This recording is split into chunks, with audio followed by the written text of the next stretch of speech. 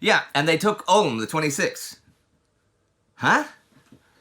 Ulm. It's in the south.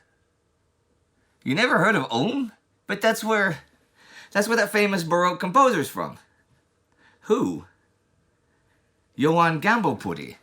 De van Ausfern, Splenden, Schlitter, Kriskernbronfried, Digger, Dingle, Dangle, Dongle, Dungle, Burstein, Von, Knacker, Thrasher, Applebanger, Horowitz, Tickelensik, Grander, Notti, Speltinkel, Grindlich, Grumbelmeier, Spelterwasser, Kurtlit, Himbelieisen, Bahnwagen, Guten Abend, Bitte, ein Nürnberger, Bratwürstel, Gespörten, Mitzweinmacher, Lübe, Hansfurt, Gumbe, Aber, Schönen Danke, Kalbsfleisch, Mitte, Auge von Hautkopf auf Ulm.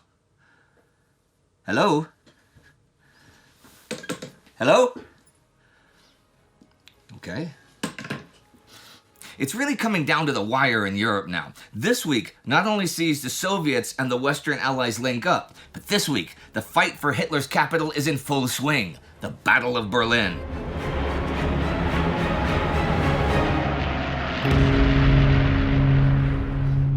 I'm Indy Nidell. This is World War II. Last week, the fight on Okinawa continued, though the going was tough for the American invaders. The British and Indians were advancing in Burma, the Japanese were in Western Hunan, the Allies made a breakthrough in Italy, they were advancing everywhere on the Western Front, and over 300,000 Germans surrendered in the Ruhr, and in the East, the Soviet drive got ever closer to Berlin and to Adolf Hitler. As this week begins, the people of Berlin go underground into crowded bunkers as the Soviets rain ever more shells on the city.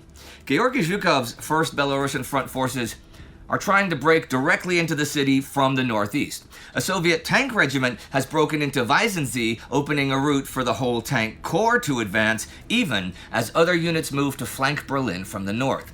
All of Zhukov's armies hitting the city, though, are reorganizing on the 21st into battle groups and assault groups to prepare for the street fighting ahead. Groups often as small as companies, but with a few 76mm guns, a few tanks or self-propelled guns, some sappers, a flamethrower platoon, which are used a lot for spraying bunkers and other strongpoints.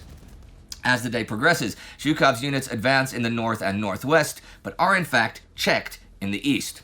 As for Ivan Konyev's 1st Ukrainian Front, sweeping up towards Berlin from the south, their advance cuts German Army Group Vistula off from Army Group Center. Konyev's armor captures Zossen the 21st. This is the headquarters of German command.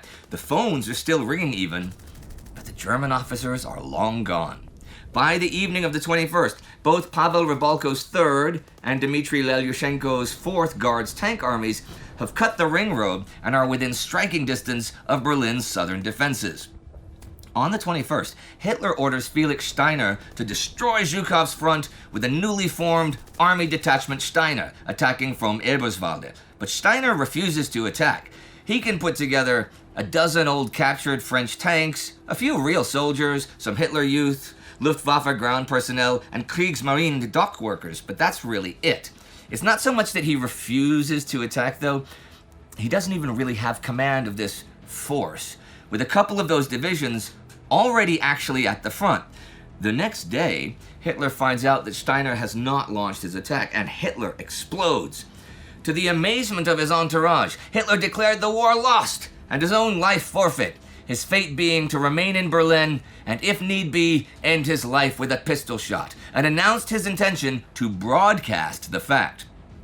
It's OKW Operations Chief Alfred Jodl who points out that a dead Führer would leave a leaderless army, and also that, there are still forces available, like Walter Wenck's 12th Army on the Elbe, facing west.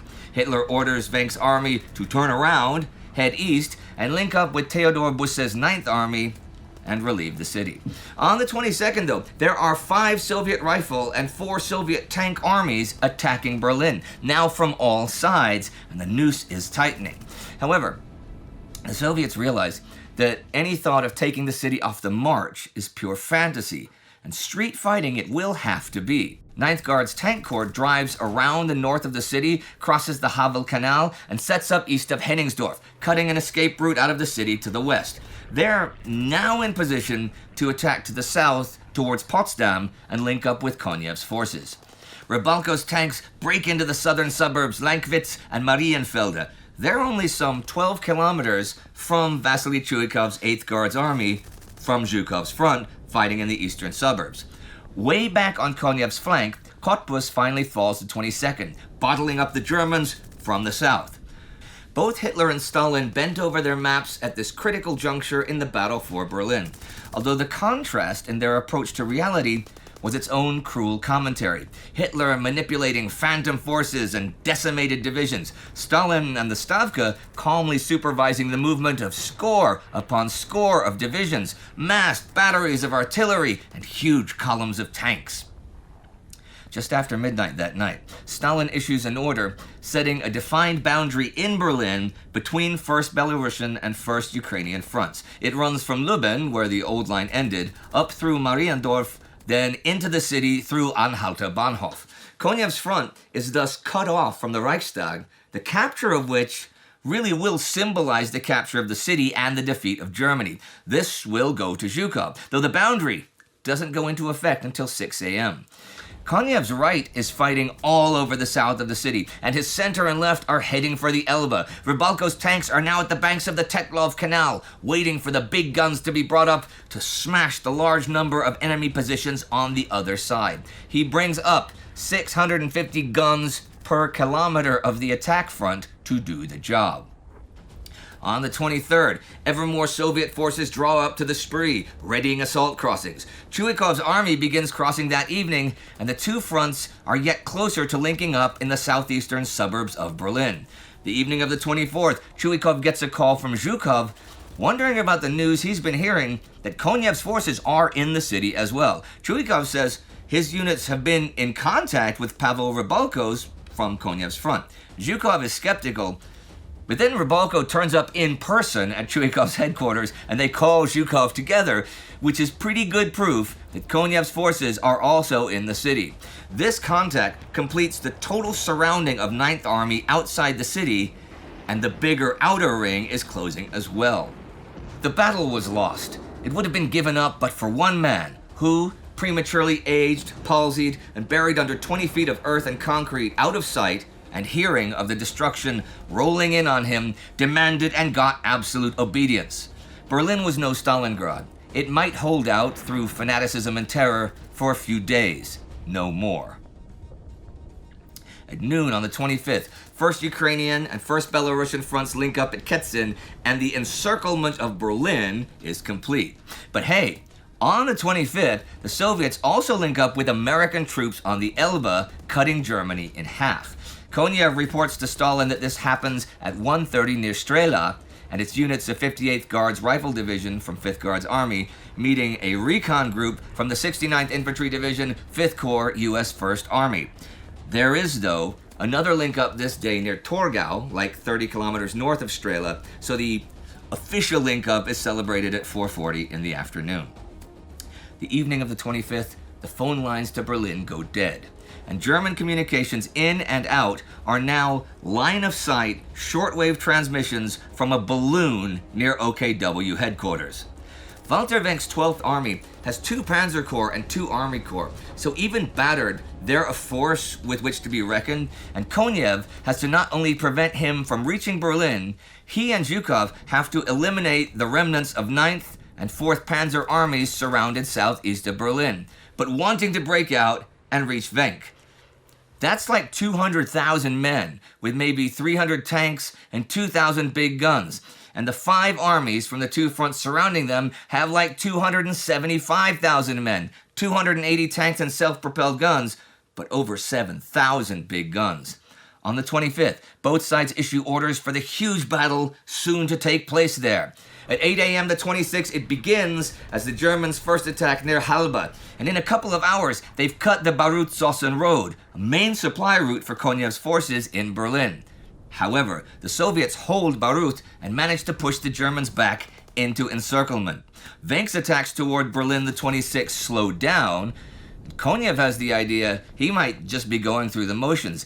In actuality, Wenck doesn't think he can do much more than push a wedge into Berlin to allow people to escape. As for Hitler in his bunker, he suddenly worries that 9th Army's attacks will move it westward past Berlin, which is something Army Group Commander Gotthard Heinrizi said last week might be an option, Hitler has Jodl order them to swing up towards the city. Steiner is taking plenty of time north of the city, but he can't manage much more than the small attacks he's been making. Ferdinand Schöner's Army Group Center attacks to reach 9th Army from the south are stopped 60 kilometers short of it, and Hasso von Manteuffel's 3rd Panzer Army in the north is by now in serious danger from Konstantin Rokossovsky's 2nd Belarusian offensive. Remember them from last week when they attacked, mostly unsuccessfully, the 20th? Well, by now, they have 5 Army Corps and 2 Tank Corps over the West Oder at Pavel Batov's bridgehead. Rokossovsky's orders to surround Berlin from the north are cancelled the 23rd by Stalin, since Zhukov is already doing it. Rokossovsky is now supposed to drive west and also take Stettin, and he gets to it, both taking Stettin and breaking through Manteuffel's front and reaching the Randov. Manteufel knows he cannot hold out for more than another day or two. Rokossovsky moves to surround him from the south and southwest and cut him off completely from Berlin. His army group boss Heinrizi is aware of this and authorizes Manteufel to withdraw against all of Hitler's orders. Back to Berlin. On the 26th, nearly 500,000 Soviet troops, 1,500 tanks and self-propelled guns, 21,000 rocket launchers, and 12,700 big guns and mortars make ready for the final assault on the center of Berlin. Civilian casualties are reaching staggering numbers by now. Both of Konyev's tank armies have crossed the Tetlov. Rybalko clears Steglitz and Schmargendorf. Chuikov's army also forces the Tetlov, heading for Tempelhof. The Soviets don't know if Hitler has any escape plans, so they plan to deny him this airfield. On the 26th, the runways and airport buildings fall to Chuikov's forces. Today, as the week ends, the Germans still hold a strip of Berlin, some 15 kilometers east to west, and maybe 6 north-south. In his bunker, Hitler receives hints of Wenck's army approaching Potsdam, which still holds out. And north of the city, Rokossovsky's front begins advancing westward, taking Prenzlau and Angermunde, even as Manteufel's army withdraws towards the Western Allies. Steiner isn't even bothering to follow Hitler's orders to aid the city. He and Manteufel just want to save the lives of their men. Then, an hour and a half before midnight, Manteufel called the army group and reported that half of his divisions and the flak artillery had quit fighting. 100,000 men were fleeing west. He had not seen anything like it even in 1918. It would take hundreds of officers to stop them. The war was over. The soldiers had spoken. There's also politicking and machinations in German command this week. On the 23rd, Hermann Göring sends a message to Hitler in the bunker asking to be named Hitler's successor. He says if he gets no response by 10 that evening, he will assume that Hitler is out of action and will assume command of the Reich. Hitler angrily strips him of all offices. The 24th, Heinrich Himmler ignores Hitler's orders and makes a secret offer of surrender to the Allies as long as the Red Army is not involved. This is rejected. When Hitler hears of the betrayal, he will order Himmler shot. That happens tomorrow.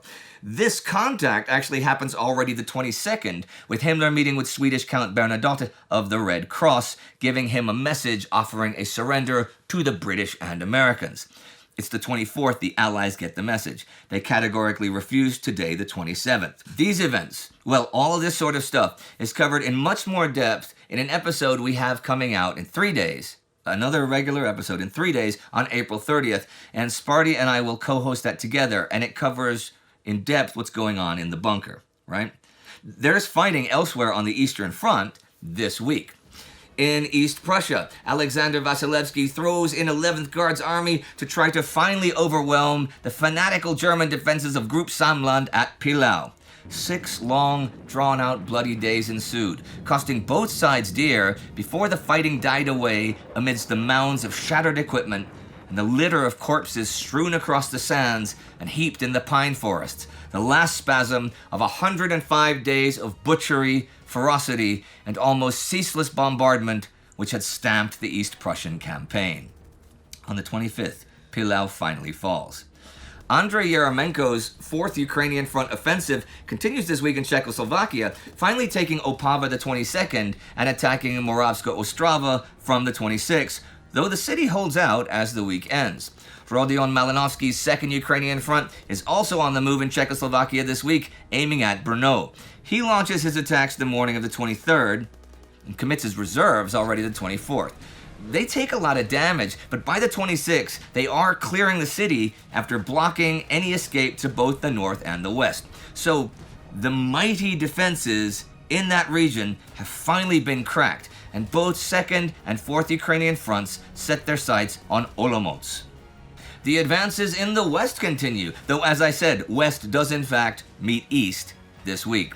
On the 22nd, U.S. 7th Army units cross the Danube at Dillingen. The 24th, U.S. 1st Army takes Dessau on the Elbe. British 2nd Army begins attacks near Bremen. In the south, 7th Army takes Ulm. The 26th, the British take Bremen. The U.S. 3rd Army takes Regensburg, and other units of that army enter Austria. That same day, the French 1st Army reaches Lake Constance.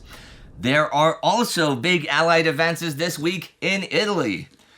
The breakout of the 10th Mountain Division into the Po Valley was the beginning of the end for the Wehrmacht in Italy. In fact, everywhere on the line the Allies advance, both 5th and 8th Armies. The wheels have fallen off the German defenses. On the 21st, 2nd Polish Corps takes Bologna. By this time, 5th Army units have reached the Lombard Plain. Modena falls the 22nd. On the 24th, both 5th and 8th Army are pouring across the Po River. Ferrara falls. Now that the Allies are finally on open ground, the Germans cannot even slow them.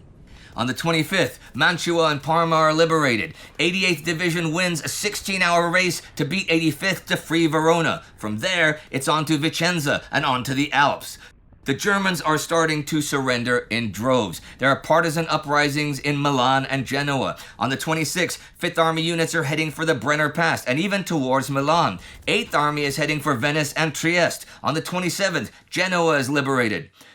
Actually, on the 25th, with the collapse of his puppet government imminent, Benito Mussolini and his mistress make for Switzerland, where they'll try to catch a plane for Spain. They are captured by partisans today, the 27th. When news of this spreads, telegrams arrive from Allied command asking for Mussolini to be turned over to them. This is under terms of the September 1943 armistice. But it does not seem that this is going to happen, and things look dark for Benito Mussolini. The Allies are also really advancing on the other side of the world, in Burma. Bill Slim's 14th Army gets a bonus from mid-April when the pro-British Karens rise up in rebellion against the Japanese. This is suddenly thousands of merciless guerrilla warriors harassing the Japanese all over.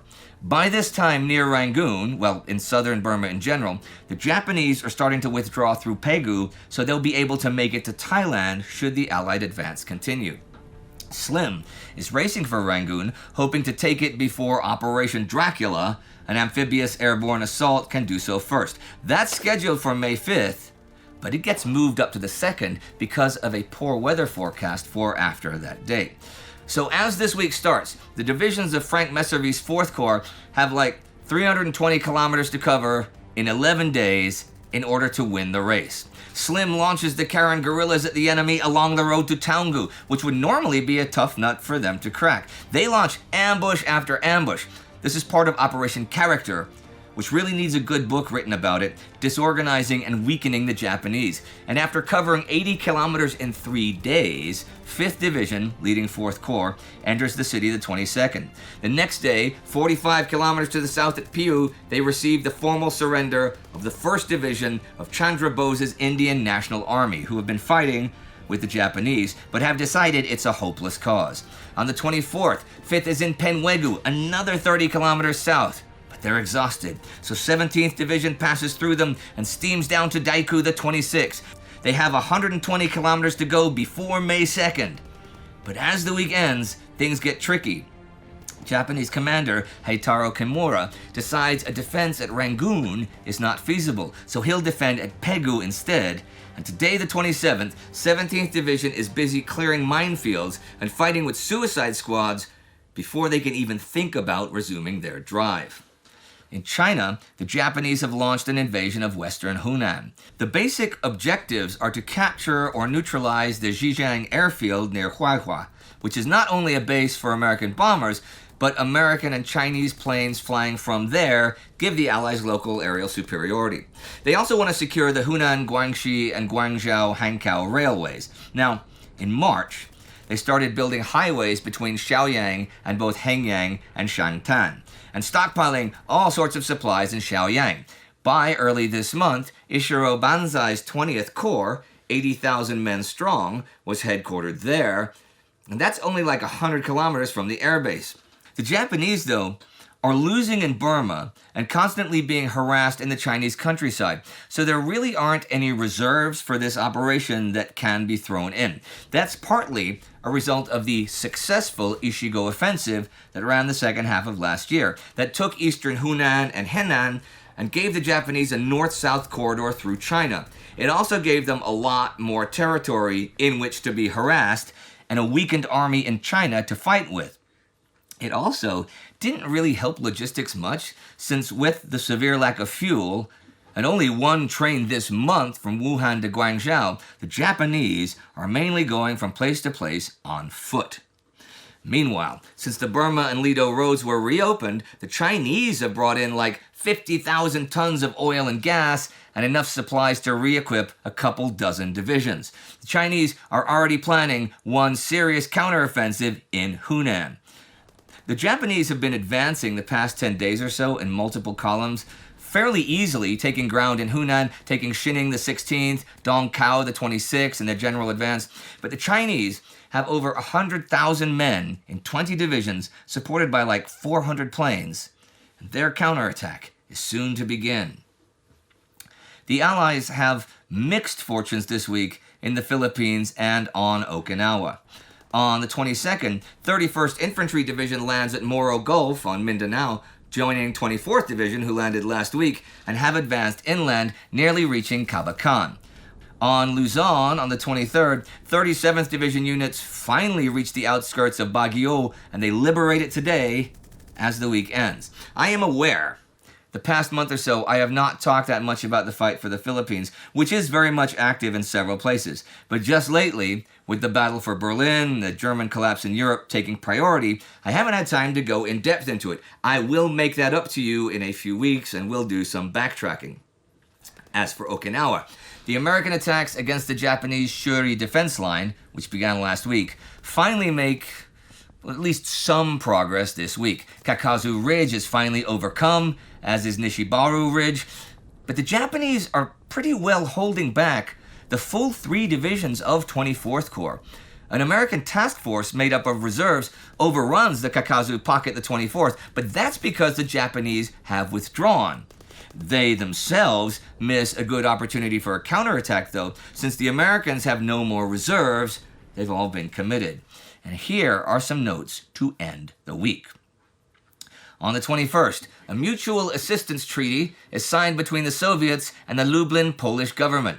Donald Somerville writes, "This is a further indication that Stalin will not be scrupulous about his Yalta promises to arrange free elections and political processes in Eastern Europe."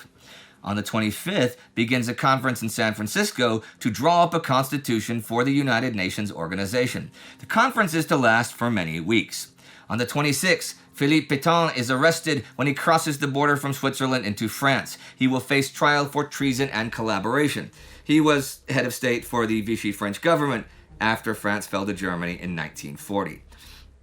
And that is the week. Advances in Burma, a big breakthrough in Italy, well, the Germans seeming to collapse on all fronts in Europe simultaneously. The battle raging for Berlin, Germany cut in two, turning a two-front war into something else. Here's a point about that from Robert Citino in the Wehrmacht's Last Stand. The two-front war had long been the German strategic nightmare. Planning to avoid one and to fight one successfully if necessary lay at the foundation of the German way of war. Fighting on interior lines, taking advantage of the central position, fighting Bewegungskrieg. These were the keys to German success. German planners had not simply chosen those methods from a menu of options. Surrounded on all sides, Prussia, Germany had to make a virtue out of necessity. German commanders had to identify the most dangerous enemy pressing in on them, concentrating against him while leaving other less threatened portions of the front weak. A two-front war could, under the right circumstances, become a manageable series of one-front wars. But if that approach fails, what's plan B? What if you smash an enemy's army and they still don't come to terms? Or if all these enemies offer each other mutual support, even tons of material support, what if they coordinate well enough that they launch offensives against your weak spots? Or they attack all at the same time everywhere? Or if they have a huge aerial advantage that makes you immobile? Because that's what Germany has been facing just lately. More and more compressed, no air cover and little fuel, men and boys now in uniform who clearly have no business being in uniform. And now, the two fronts have become one. I also read this anecdote in Citino. Back in February, the people of Berlin would joke, you know what would be practical? If you could just take the S-Bahn from the Eastern to the Western Front. Now there's a new variant on that. You know what would be practical? If you could run from the Eastern to the Western Front. Well, a whole bunch of German soldiers are about to find out whether or not that's true.